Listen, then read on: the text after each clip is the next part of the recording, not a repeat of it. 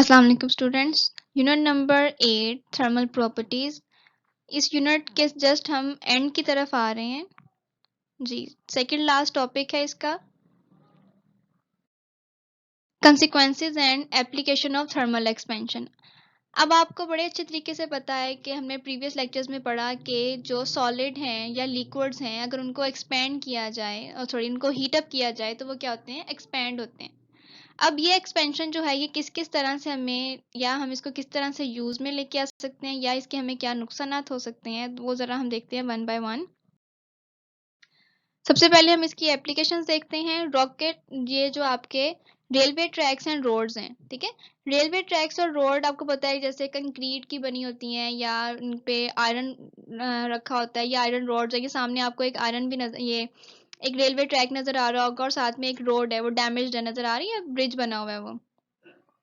अब ये जो आपके रेलवे ट्रैक्स हैं इनमें ना गैप्स रखा जाता है। रेलवे ट्रैक्स जो लाइंस होती हैं इनमें गैप रखा जाता है। गैप इसलिए रखा जाता है क्योंकि जब ज्यादा गर्मी आती है तो ये चीजें क्या करती हैं, लोहा आपका आयरन जो है वो एक्सपेंड करता है, तो उसको एक्सपेंशन के लिए जगह चाहिए होती है यहाँ पे, ठीक है। तो इसकी कंस्ट्रक्शन में इस तरह रखी जाती है ताकि इसको एक्सपेंशन के लिए जगह प्रोवाइड कर दी जाए।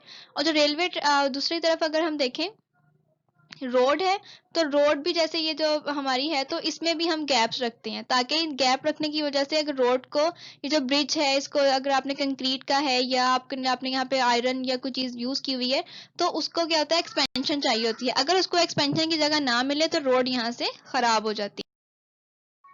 नेक्स्ट आपके पास है bridges. So bridges made of steel guiders. Bridges जो हैं वो स्टील गाइडर्स के बने होते हैं। तो अब ये एक तरफ आपको नजर आ रहा होगा कि ब्रिज जो है वो आपका, एक तो मैंने ये कि आपको एनिमेटेड सी तस्वीर दिखाई है और एक तरफ ये रियल ब्रिज की फोटो है। तो यहाँ पे जो आपको ब्रिज नजर होगा इसका वन एंड जो है वो फिक्स्ड है, ठीक है। और दूसरे एंड की तरफ आप देखें तो राउंड राउंड से रोलर्स बने हुए हैं ना, व्हील की तरह के।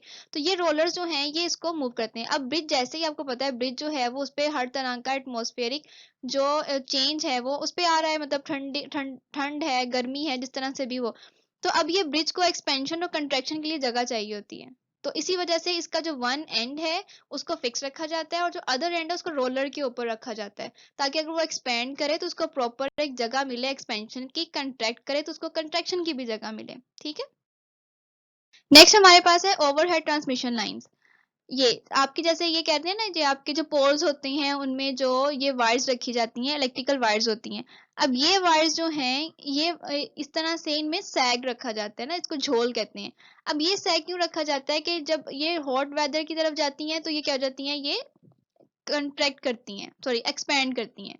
एक्सपैंड करती हैं तो ये देखिए ट्री से 4.5 मीटर का फासला ये लिखा हुआ है ना, सैग ऑन अ कोल्ड डे, तो वो कंट्रैक्ट किया हुआ है, डॉटेड लाइन से शो हो रहा है। और maximum sag full load on the hot day.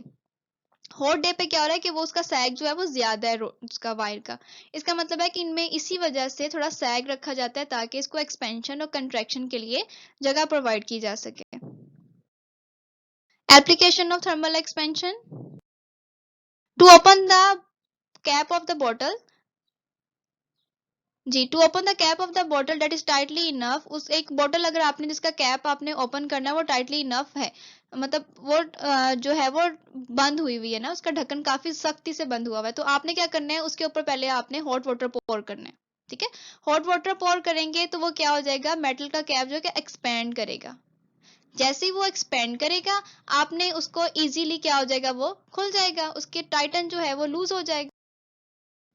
उसके बाद है to join the metal steel plates. आपने मेटल प्लेट्स को अगर ज्वाइन करना हो तो क्या होता है कि आपने इसको रेड हॉट पेवर्ट जो है उसको फोर्स करना होता है होल्स ऑफ द प्लेट्स पे।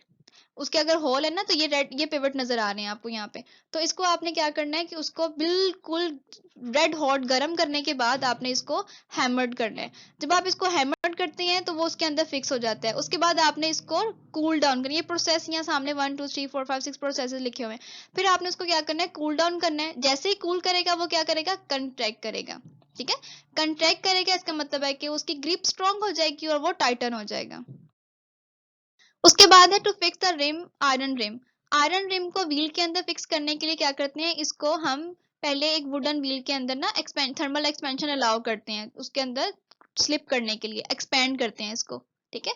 जैसे ये एक्सपेंड करता है ये खुल जाता है, मतलब इसका मेटल जो है वो ओपन हो जाता है, और जैसे ही इसके ऊपर आप ठंडा पानी डालते हैं, ठीक है, वाटर पोर करते हैं, ये क्या हो जाता है, कंट्रैक्ट हो जाता है, और साथ ही क्या हो, टाइटन हो जाता है इसके ऊपर।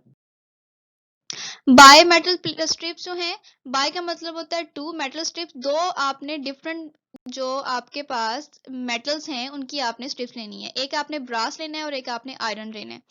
अब क्या होता है कि जब आप इन मेटल स्ट्रिप को हीट अप करते हैं तो ब्रास जो है वो एक्सपेंड करता है आयरन से ज्यादा, ये सामने आपको हीटिंग नजर आ रही होगी, ब्रास जो है वो आयरन से ज्यादा एक्सपेंड करता है। तो ये अनइक्वल एक्सपेंशन जो है ये बड़ी इंपॉर्टेंट आ जाती है जब हमने ऑटोमेटिक स्विचेस यूज करने होते हैं, लाइक जब आपने आयरन यूज करते हैं ना, तो उसमें क्या होता है कि आप देखते हैं कि जैसे ही थोड़ा ज्यादा आयरन आपकी गर्म होने लग जाती है, जो आपने फिक्स पॉइंट किया होता है गर्म होने लगती है, तो फौरन से वो क्या होता है कि आयरन जो है वो आपकी उसकी लाइट ऑफ हो जाती है। इसका मतलब होता है कि ये ऑटोमेटिकली उसकी इतनी हीट हो गई है, वो क्या होती है कि आयरन आपकी बंद हो जाती है। जैसे ही वो उस टेम्परेचर पे दोबारा कम होने लगता है तो वो आयरन का जो लाइट है वो दोबारा से ऑन हो जाती है और दोबारा हीट। सो बायोमेटल स्ट्रिप का यूज क्या है, bimetal thermometers are use to measure temperature specially in furnaces and oven, मतलब फर्नेसेस जो भट्टियां होती हैं आपकी, ओवन जो है जहाँ पे बहुत ज्यादा टेम्परेचर होता है वहां पे हम टेम्परेचर मेजर करने के लिए यूज करते हैं। So bimetal strip also use in thermostat, bimetal thermostats which is use to control the temperature of heater coil in an electric iron. यहाँ पे देखें ये आपकी एक बायोमेटल स्ट्रिप है, ठीक है। अब ये जो ऊपर सामने लगा हुआ है वो कॉन्ट्रैक्टर और साथ में वायर लगी हुई है, वो जैसे ही जो आपकी बायोमेटल स्ट्रिप एरो शो करे ना यहाँ पे, जैसे ही वो बायोमेटल स्ट्रिप जो है वो एक्सपेंड करेगी तो इस कॉन्ट्रैक्ट के साथ क्या होगा, अटैच करेगी। जैसे इसके साथ अटैच करेगी जो आपका सर्किट है वो जो है वो साथ ही ऑन, मतलब आपका सर्किट ऑफ हो जाएगा, ठीक है। तो ये यहाँ पे आपकी जो आयरन है वो स्टॉप, मतलब उसको इलेक्ट्रिसिटी मिलना बंद हो जाएगी। जैसे ही वो दोबारा से जो कंट्रैक्शन शो करेगी, मतलब उसका टेम्परेचर कम हो जाएगा, वो दोबारा से एक सर्किट बनना शुरू कर देगा। तो ये आपकी क्या है, बायोमेटल स्ट्रिप यूज होती है किसमें, आपकी इलेक्ट्रिक आयरन में। जी ये आपका शॉर्ट क्वेश्चन है और ये लॉन्ग के फॉर्म में भी आ सकता है, आपने कंसिक्वेंसेस और एप्लीकेशंस अलग अलग इनकी लर्न करनी है। Thank you.